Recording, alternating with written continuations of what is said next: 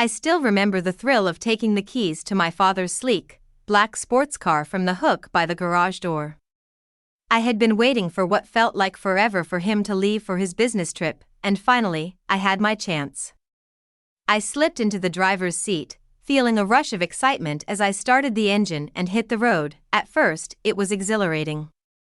The wind blowing through my hair, the sun shining down on me, and the roar of the engine beneath me. I felt free, like I was finally experiencing life beyond the confines of my small town, but as the miles flew by, my exhilaration gave way to panic. I had no idea where I was going or how to get back home. The GPS was useless, and my phone was dead. The roads seemed to blur together, and I found myself lost in a maze of highways and byways.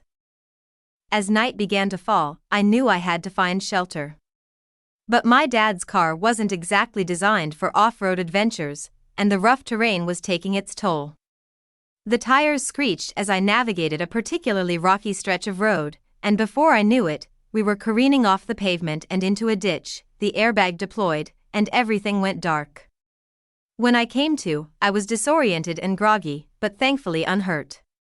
The car was damaged, but not beyond repair. As I sat there in the darkness, trying to gather my thoughts, I realized what I had done. I had stolen from my father, and now I had almost gotten us killed. The weight of my mistake crushed me. Eventually, a group of passing motorists stopped to help me out. They called for roadside assistance, and soon a tow truck arrived to haul away the damaged car. As we waited for help to arrive, one of the Good Samaritans handed me a bottle of water and asked if I was okay. I nodded numbly, feeling like I was in way over my head.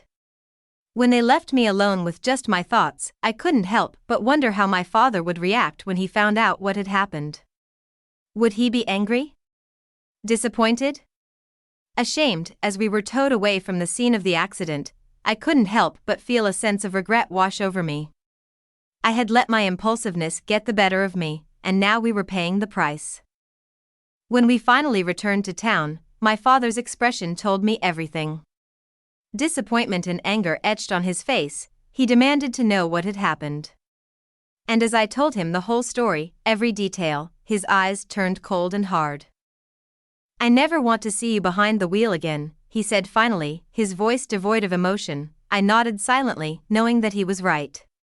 And as we walked back to our house in silence, I knew that this was a lesson I would never forget, one about responsibility, respect for others' property, and the consequences of acting without thinking.